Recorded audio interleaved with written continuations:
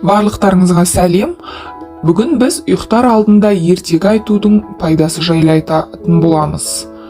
Балаға ұйықтар алдында ертегі айтып беру дәстүрі бала үшін де, өзіңіз үшін де пайдалы. Неліктен деп ойлайсыздар? Ғалымдардың зерттеу нәтижелері бойынша балаға ұйықтар алдында 15 минут бойы ертегі айтып берсеңіз, балаңыз тәрбиелі, ашық, батыл, ақыл тыңдайтын, ұқыпты болып өседі. Әрине, бос сөз деп санауыңыз мүмкін, ал негізінде ол ертегі оқымаудың сылтауы ғана. Ертегін тыңдап болғаннан кейін оны талқыласаңыз, баланың өз бетімен оқуға ынтасы пайда болады. Әрі ойлау қабілеті дамып, сөзі қоры кеңейеді. Ертегі баланың тілін жаттықтырады. Ертегі кейіпкерлері олардың басынан өтетін оқиғалар арқылы бала күнделікті нәрселерді талдай білуді және әлемді түсінуді үйренеді. Ертегілік әлем түсінуге жеңіл, жақсы мен жаманның арасы анық, сонымен қатар баланың ойлау қабілетінде маңызды нәрселер де көрініс табады. Яғни жомарттылық пен сараңдық, жақсылық пен жамандық, менмендік пен бауырмалдық деген мәселелер көтеріліп, негізгі идея ретінде баяндалады. Ертегі тәрбие құралы.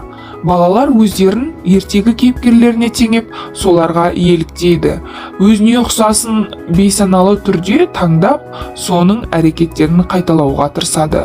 Сондықтан балаға оқуға ертегі таңдауға мұқият болыңыз. Ертегі оқу баланы тыныштандырып, позитивке бағыттаудың әдісі. Бала еш уақытта негативті көңіл күйде ұйықтамауы керек. Ертегінің соңы жақсы аяқталуы керек екенде ескеріңіз. Ертегіде жақсылық жамандықты жеңіп, бас кейіпкер батыр атанып, бәрі өз орнына келеді. Бұл баланы өмірде бәрі жақсы болатынына, позитивті ойлауға дағдыландырады. Бұл бала үшін өте маңызды екенін ұмытпағайсыз.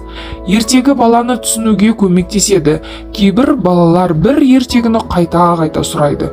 Демек, бала ол ертегіде өзін толғандыратын, қорқытатын, немесе қуантатын бір нәрсені еститін болып тұр.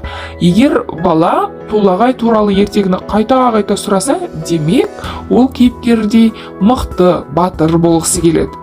Егер балаңызда достарымен бір проблемалар болса, оның шешімі мазмұнында бар ертегі тауып алыңыз. Балаларға ертегі оқудың маңызды екенін ұмытпаңыз.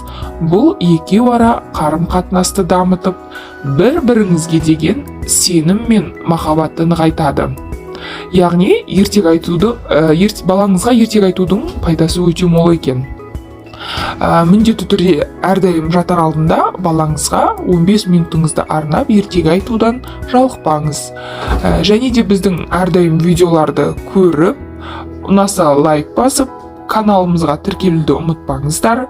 Және де өздеріңіз сияқты ата-аналарға осы мағлұматты жіберуді ұмытпаңыздар. Бізбен бірге болғандарыңызға рахмет. Сау болыңыздар.